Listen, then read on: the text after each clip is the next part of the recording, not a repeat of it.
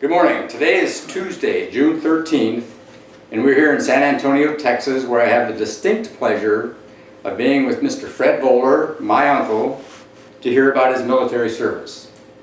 My name is Romaine Voeller from Phoenix, Arizona, representing the Veterans Heritage Project.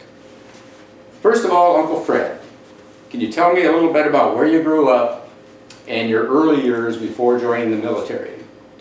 Well, I grew up in Rugby in Pierce County, North Dakota. I was born in 1918, and I went to school there, country school, where there were 36 kids. And so the basic learning was not easy at the time because of that many kids with one teacher. And from there, I one of the few farm kids that got to go to high school, and I went to high school, and I was probably the dumbest kid in school because of my background. In fact, I had a German accent, and I was reading one day. I was hoping that they wouldn't call on me, but they did. And he said, "Hey, Voeller, quit reading German. Try English." So you know, at the time I was about ready to think I shouldn't stay in school because of that. I said, but I did stay, and of course I took typing, which was really a good class for me, and the typing is probably the reason I'm still here. Because when I entered the service, they asked me what type of work I was doing, and I said, well, I was mostly in sales. And he said, well, can you type? And I said, yeah. He said, okay, let's see you type. So I typed for him, and he says, okay. So because of the typing, they sent me to a school, a clerical school, for 6 months. So I was trained to be a clerk in the service. Oh, very good. And that kept me out of the front lines for a while, infantry and all that. So that was, I contributed a lot of my background and my success to the typewriter. All right, that's interesting. It's very interesting. Now, when you joined the Army, did you enlist or were you drafted? I didn't join the Army. I was drafted into the service. Yeah. Okay. I had already spent 6 months in the service before the war started, and of course after the war, they said you're in for the duration. Okay. You know, after that, so I was in for 4.5 years. Wow. So it's really, but because of the typing, my work was not up in the front lines. It was mostly in the back, setting up a tent with our office. The only time I went up to the front lines was with the payroll. Oh, okay. Payroll, and they had to sign the payroll, and then I had to bring up the money. Gotcha. I had to pay them whatever money they didn't send home. And the men like to get paid, didn't they? Yeah, they do. Even if it's only $10, they would use that $10 to gamble with between their friends. Yeah. But most of the money they would ask me to send it home to their, to their parents or whatever it was. So for safekeeping. So that was. My work in the service was very, very good. I enjoyed it. Good. Because of that. I was in charge of artillery unit. There were probably about, I would say about 18 to 22 men. So I kept their records and all that for them until the end of the war. Until they were discharged. So do you remember when you first went in, you went to basic training? Yeah, my basic training was in Minneapolis, and yeah, and of course the first day, all we were doing was picking up cigarette butts out in the field. Remember that? Yeah, I remember that. Yeah. Walking around the field and picking up cigarette butts and all that, and so I thought, wow, this is really, this is the Army. But then of course you didn't volunteer for anything, but they just said, okay, Fred, you're in the kitchen. And so so I was familiar with the kitchen. Yeah. Because of my work at home. I think we all had to do some kind of KP at some time. Right. Do you remember after basic training, then did you go to advanced training after that, or? Yeah, after basic training, I was assigned to a unit. Okay. Yeah. So that's when I was assigned to the 4th Infantry Division, 44th Artillery.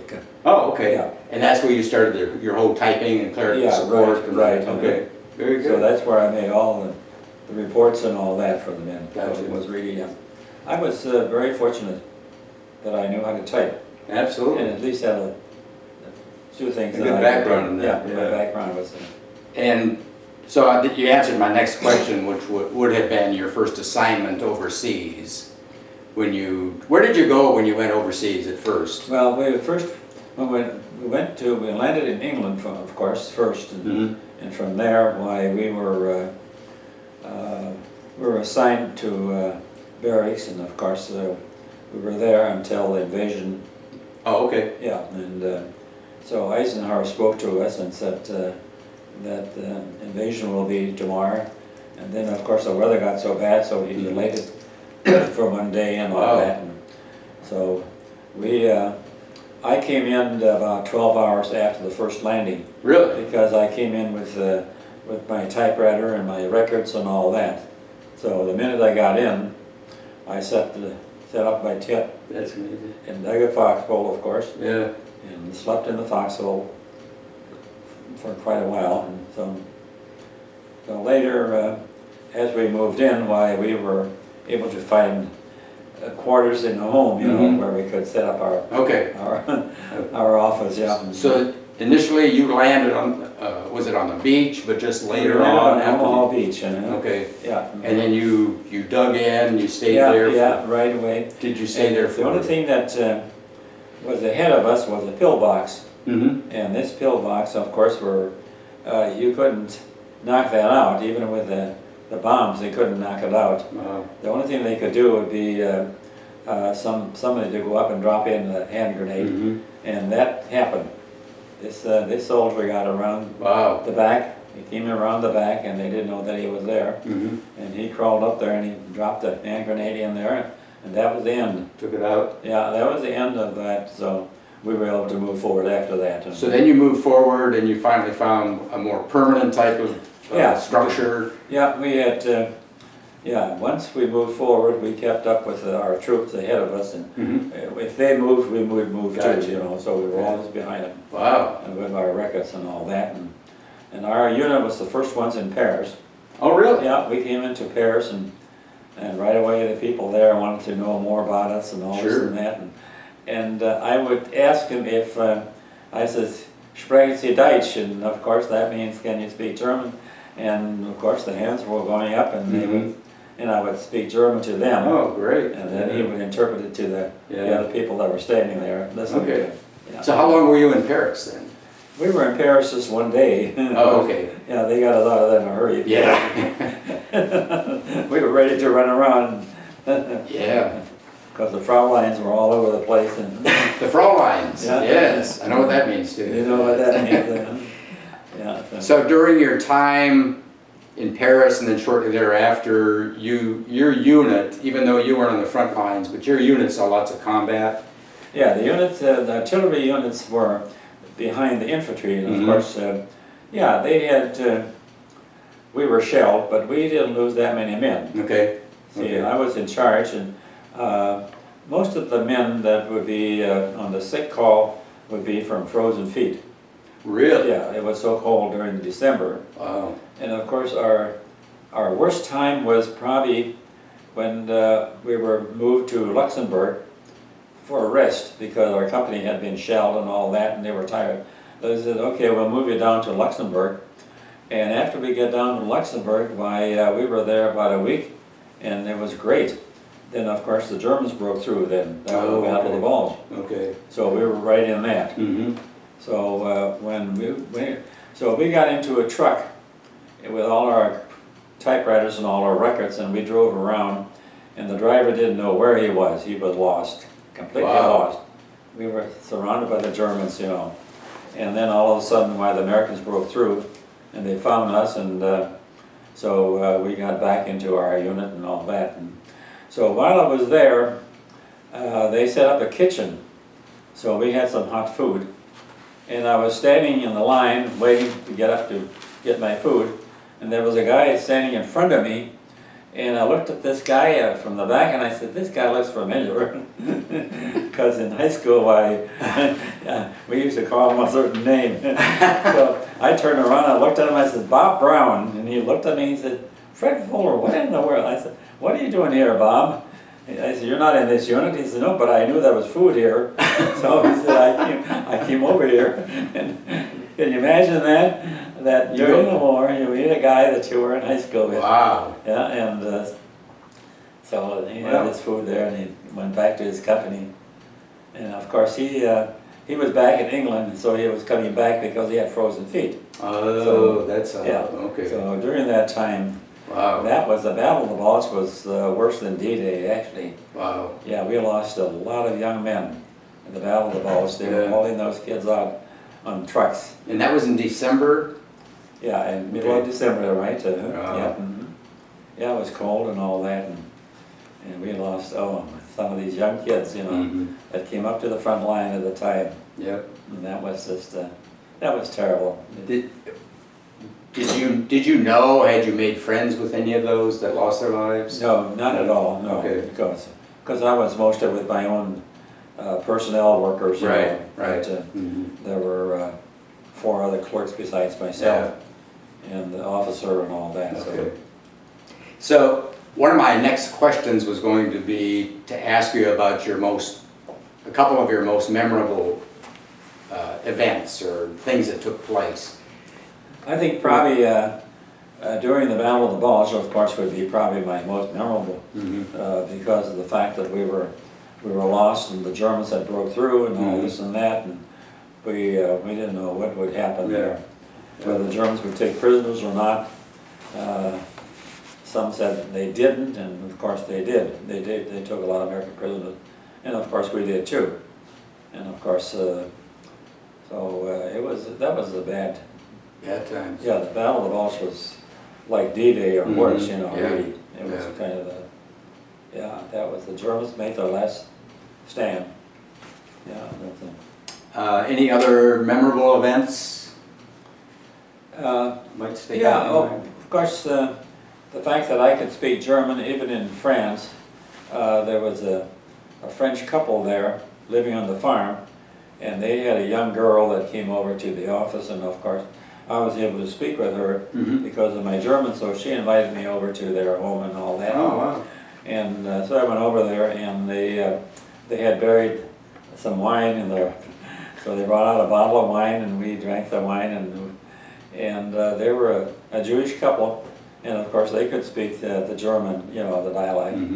So we had a really nice conversation. That's great. Nice, So those are memorable things about meeting somebody. Absolutely. And another time in Luxembourg, I met a lady there, and I asked her if she could fix some fresh eggs for us because all our eggs were powdered eggs, you know, and the potatoes were powdered potatoes. And so she said, I can fix you eggs and potatoes, fresh potatoes, boiled potatoes. And we went over there and we brought her some chocolate and things like that she didn't have. And she so that was a memory that I won't forget, because being able to speak the German, I could invite my friends with me, you know, and all this and that. And one of the things that I'll remember was the priest from our parish back home had a sister living over there in the Fulda area. Oh, okay. And so he said, Fred, he said, you gotta look up my sister and the nieces and nephews that he had over there and all that. And so then I had a friend there. He was an officer and I was an enlisted man, but he could get the Jeep and all that. Oh, okay, So the two of us drove over there. And we found her. Did you really? Yeah, we walked into the home, and of course I told her who I was and all that. Wow. And of course my friend could not speak any German at all. All he was doing was holding the hands of the German Frauleins. He was able to communicate that way. Yeah, right. So, yeah, that was really interesting. That's amazing, that I could find her. Meet his sister. Wow. Yeah, of course, during that period we were not allowed to fraternize, but I took the chances of doing it. I didn't, you know, after all, this is all after the war, Yeah, what are they going to do? Are they going to send you to the like war? locked me up for Yeah. Well, I'd walk down the street and a lot of the German people knew that I could speak German. And the one time this guy came over and he clicked his heels and said, Heil Hitler. And, you know, because that was in his own mind. You know, he was still thinking that he had to do that. Gotcha. And I said to him, Heil Hitler, my Arsch. My arse. Yeah, you know what that is. So that was kind of, That's funny. that was really, yeah, the minute the German people knew I could speak German, I mean, they would stop me and just talk to me. Oh, that's great. That's great. So how long were you overseas then, total?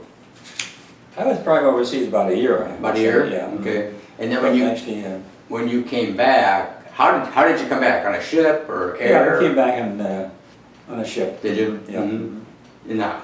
I think it was Queen Elizabeth. Oh, okay. Was that a couple, 2-3 weeks? Yeah. Yeah. Yeah, it was probably a week, I suppose. And I think after that, I think Queen Elizabeth went out of commission, I think after that. Oh, really? Yeah. Okay. Okay, so when you were overseas, go back to that, how did you stay in touch with your family? Primarily by mail. Mail. I would write to them almost every other day and Did all you? this and that. Mhm. Of course, my parents didn't read the English, so of course there was always Frank that was there, and my sister was there. Mhm. So they would read my letters to Dad and Mother, you know, and all that. Oh, great. And I would get letters from them, you know, so Yeah. I was really, so. Yeah, the mail is very important when you're overseas. Oh, very important, Yeah. and you know that. Yeah, it was. Yeah, it was very important, and it took so long to get a letter, and Yeah. so. Yeah. But I would write home a lot, Good. and I had a lady friend back home I would write to and all that, and she'd Mhm. write to me, Sure. but that all broke off after. Mhm. You know, when you're gone that long, you know, like 4.5 years, you know, so it's really kind of. Yeah. So. Did you keep any kind of a diary or a journal or anything of? No, I try to keep everything up there. Yeah. Up there, okay. Yeah, well, That's very good. Yeah, so it was really. No, I didn't. It's just Okay, some guys did, some guys, you know, but Yeah. and it's hard to do, especially when you're Oh yeah. not on the front lines, but at the front Yeah. lines. Yeah, especially those. Yeah, it's That difficult, personnel would yeah. be, yeah. But I could have kept it because being back in my office Mhm. there writing with the Yeah, I had a little typewriter. more time, but yeah. Yeah, I was so lucky with that typewriter. Oh, gosh. That's an amazing story, yeah, I love it. Yeah. So you're over there, you're dishing out the payroll, doing all the record keeping. Did you have officers that were overseeing you every day, or? Yeah, we had one officer that was in charge Mhm. of our. Each man was in the same tent. There were probably headquarters, bedroom A, B, and C, Mhm. and so we'd have 4 people Okay. there. Okay. They'd have a clerk for each one of those companies, you know. And did you find your officers to be pretty competent, good leaders? Not really. I mean, they were more interested in finding some liquor someplace, and of course I found some cider. Oh. Yeah, and of course my officer that I worked with, why he drank that cider like like we drink Coke, you know. And he just. So you found your officers to be probably not much more competent than, not competent, Not but more skill-wise than than the yeah. enlisted men. Yeah. Yeah. But the only reason they got a rank is because of their education, the Yeah. background. Yeah. You know, I mean, so it's really. I could have gotten a commission too overseas. Mm-hmm. I had a friend that got a commission. He was a forward observer, you know. Oh. So the officer, Captain Zoller, came to me and he says, "Hey, Voeller," he says, "you know, you could become a lieutenant. You know, Mm-hmm. all you have to do is become a forward observer." I said, "Oh, thank you, sir." I didn't want that. No. I always knew you were a smart man. You didn't want to do that. So that was. So let me ask you this. What was the food like overseas? What kind of The rations? food was fairly good. I think it was all canned food. Mm-hmm. You know, I mean, which you're familiar with. You know, canned eggs and all that. Yeah, And, yeah. they were. But if you had a kitchen with you, why, that was always pretty That was good. nice, yeah. And normally we had a kitchen. Did you? Yeah, Okay. we had a kitchen with us, and not always. Actually, the kitchen was up in the front lines more so than it was. Oh, was it? Oh, Yeah. okay, okay. So you got mostly like what we We got call canned sea food, yeah. rations or, Yep. yeah, that kind of thing. Yeah. huh? mhm. Okay. So that was unless I could bargain some eggs from somebody or Sure, sure, something yeah. like that. Mhm. Did you do a lot of that swapping, trading? Yeah, bargaining? with chocolates, yeah, you could go Oh, out okay. and talk to people, if Yeah. you could speak their language, And a lot of the French people could speak German Mm-hmm, because the Germans occupied them for so long, so sure. they learned how to speak German Mhm. and so, especially in area, in Luxembourg area, because that was both German and French there. Okay, That was sure. yeah, at one time it was Germany and then the Germans and then Mhm. the French. And supplies, you got plenty of supplies, what you needed. Sometimes, that doesn't always Yeah, happen. you got a lot of supplies. A lot of times, of course, you could. Some of the soldiers would lose their shoes, Oh, yeah. and the reason they lost their shoes is because they sold their shoes. Oh, they sold their shoes? Yeah. mhm. So, For, oh yeah. Shoes were really just like cigarettes over there. interesting. Yeah. Didn't know that. Yeah, people love to find a pair of shoes, But the French people were lacking a lot of those Were they? things. Yeah. So, And especially, did you have a lot of children approach you and asking for things? yeah, little kids would Yeah. come, and of Mhm. course you always had some chocolate candy or something you Yeah. throw at them, Yeah. give it to them, and of Yeah. course that was, anything sweet for those kids was, Oh, yeah, yeah. yeah. So while you were there, obviously you're with the unit in the front lines. Did you feel a lot of pressure, stress, those types of things on an ongoing basis, or As far as what, dress? stress, pressure or stress? Pressure. Were you? Yeah.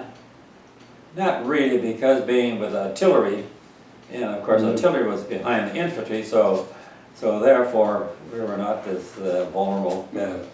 as the front Okay. lines, so. Okay. Yeah, Did you have downtime where, you got a couple days off? Or?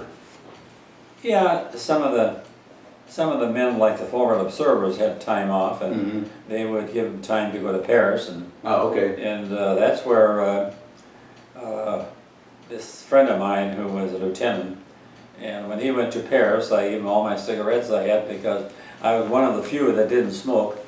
So I had about 4 cartons or something like that, and he made so much money. Brought me, I don't know what he brought me, about $86 I think or something like that. Really? Back then, $86 was, Oh, was yeah. like $300 today. Yeah. Yeah. So that was yeah. Oh, that's amazing. that's, Okay, did you get leave? Did you get any leaves while you were overseas? No,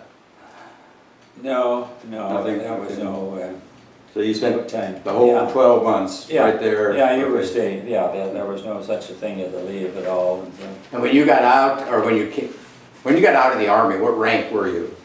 I was a corporal. Corporal? Yeah. Okay, yeah. Yeah. And that's as high as you could go in the work that I was doing. Mm-hmm.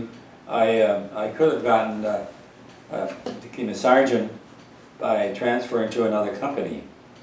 Oh, really? Yeah, so I accepted that, but then I got a nosebleed and I was bleeding. Hmm. And then, of course, I stayed with my unit, Oh, really? which I'm glad I did. Yeah. Yeah. Good. Yeah, Good. so I didn't. Well, that's good. When your overseas duty ended, where were you? Were you still in Luxembourg area? Were you? Yeah, we were in probably down around Fulda area, Okay. in Germany. Yeah, Mhm. when the war ended. Okay. Yeah, so that was really that's it.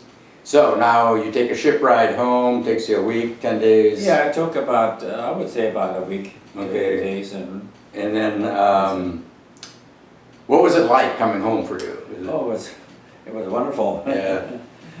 Yeah, I came back and I had a sister in Gary, Indiana. I had 2 of them there, and I stayed with my sister there. And of course, the war in Japan was still going on, and our unit was Oh, okay. scheduled to go to Japan, Was it? the division that I was with, Mhm. yes.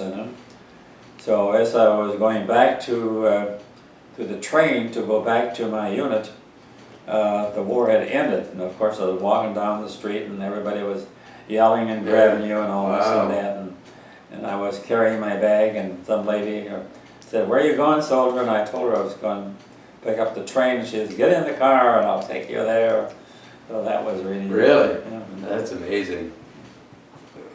So when I got back to my camp, then of course I start making out the records discharging Mhm. the unit that I had, you know, and I was the last one out. You were the last one out? Yeah. Really? Well, I had to take all the records of those guys. Oh, okay. Yeah, so it's really... Gotcha. So when you were, most of your time then in the service was overseas? Or no, not? I spent quite a bit of time over in the States, you know. Okay. Yeah, we were maneuvers in Oklahoma, Oh, okay. yeah, and in Florida, you know, Oh, different okay. places. Mhm. Yeah. And so when you got back from overseas, where was your next assignment? Well, of course, I was, after I came back from overseas, I was let's see, in a camp in Wisconsin. Oh, okay. Yeah, right out of Okay. Chicago. Okay. And that's where, of course, I discharged the troops Mm-hmm. that were my company, Right. and then that's where I was discharged too. Oh, okay. From Wisconsin, all right. So- And then, after your military service, what was next for you, Fred Voeller? Well, then after that, I decided that I was going to stay in Chicago because I didn't think I was going to go back to North Dakota again. And I got a job. I applied for a job as a supervisor where there were about 20 girls and in the credit department. Hmm. And the supervisor there was a lady, and of course she didn't want the job anymore because she wasn't getting along with the lady. So I got the job as a supervisor there. So I took that job and was paid very well. And but between that and then I took another job at night Oh, in did you? Chicago while I Okay. was there. Wow. Yeah, that was folding envelopes or something like that. Mm-hmm. When I got there, there was one of the girls that was working for me was also there. We were both making more money. We wanted to make more money. Yeah. So Yeah. that was so that's how I started the furniture business, because I had a little more money. There you go. Yeah. So do you think, did your military experience kind of influence anything about your, your career I think the afterwards? military disciplined all of us, you know, more or less, and Mhm. trained us how to perform Mm-hmm. and all that, you know. So it's really Okay. it was very important, I think. I think the Army was good for most of the young men Mhm. today. Okay. It would be good for a year. I agree, yes. Yeah. So then after your Chicago employment opportunities, you moved back to North Dakota? Yeah, then I decided that I was going to go back to North Dakota because I wanted to start a business of my own. Okay. And so that's when I went back, and I looked around. I couldn't find anything, and there was a service station available, and so I took that service station, and then there was a furniture store where a preacher had it, and so the realtor came to me and he says, "Fred," he says, "I think you could buy this furniture store." He said, "He's got nothing but used furniture in there." And so he said, you could start. So that's why I went and took a look at it, and that's why I approached your dad, Roy. And so the two of us Good. got our finances together and bought the place. And from then on, of course, the furniture was not available at the time. See, that was right after the war. So I went to the market in Chicago first, and nobody would even talk to me about selling us furniture, you know, because we didn't have any credit. So that was the bad part. Yeah. So then I said, "So what do I do now?" So then I went to Minneapolis. There was a wholesale company there, and the name was Luger. And so Mr. Luger and I got along real well.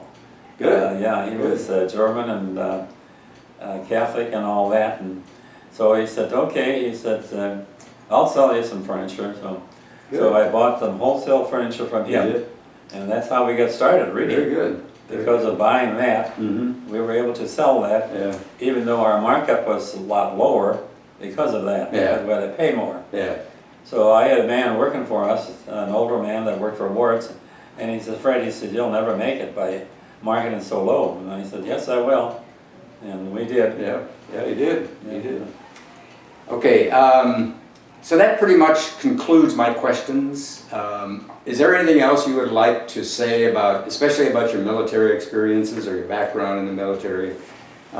Just to kind of, because you're one of a few World War II vets around anymore, so anything you can provide would be helpful.